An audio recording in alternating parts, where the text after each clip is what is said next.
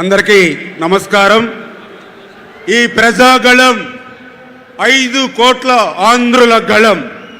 ఏదైతే ఈ జగన్మోహన్ రెడ్డి 5 సంవత్సరాల మోసపూరితమైనటువంటి దగా పాలన నిరసిస్తూ జగన్ విముక్తి ఆంధ్రప్రదేశ్ కోసం భారతీయ జనతా పార్టీ, తెలుగుదేశం, జనసేన గళం ఈ ప్రజాగళం.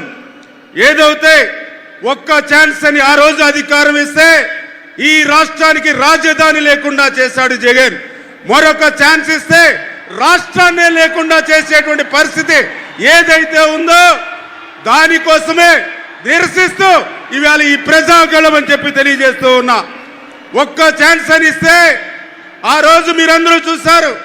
పోలవరం ఆ రోజు చంద్రబాబు నాయుడు గారు 5 సంవత్సరాల్లో 72% పోలవరం పూర్తి చేస్తే ఈ 5 సంవత్సరాల్లో 2% కూడా పూర్తి చేయకుండా పోలవరాన్ని ముంచేసినటువంటి పరిస్థితి.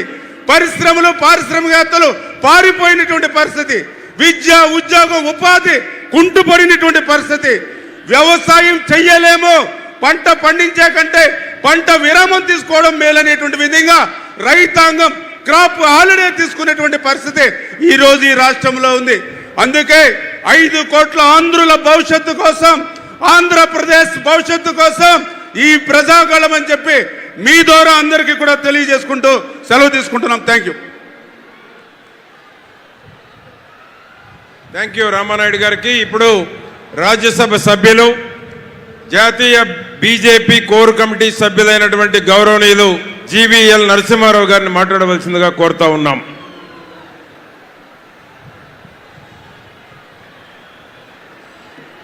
భారత్ మాతాకి.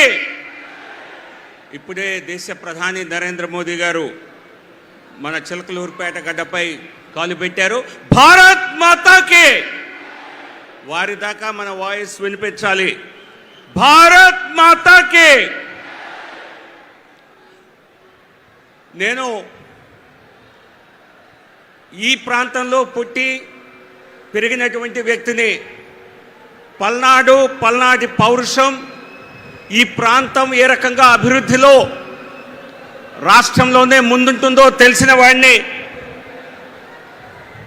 ప్రధానమంత్రి నరేంద్ర మోదీ గారు ఈరోజు భారతదేశ గౌరవాన్ని ప్రపంచమంతా ఇనుమడింపజేస్తూ 5వ అతిపెద్ద ఆర్థిక వ్యవస్థగా భారతదేశాన్ని తీర్చిదిద్దారు. వచ్చే 5 సంవత్సరాల్లో 3వ అతిపెద్ద ఆర్థిక వ్యవస్థలా దీన్ని నిర్మించాలన్నటువంటి లక్ష్యంతో ముందుకు వెళ్తున్నారు. ఆ లక్ష్య సాధనలో మన రాష్ట్ర ప్రభుత్వం, మన రాష్ట్ర పాత్ర చాలా ప్రధానంగా కానుంది.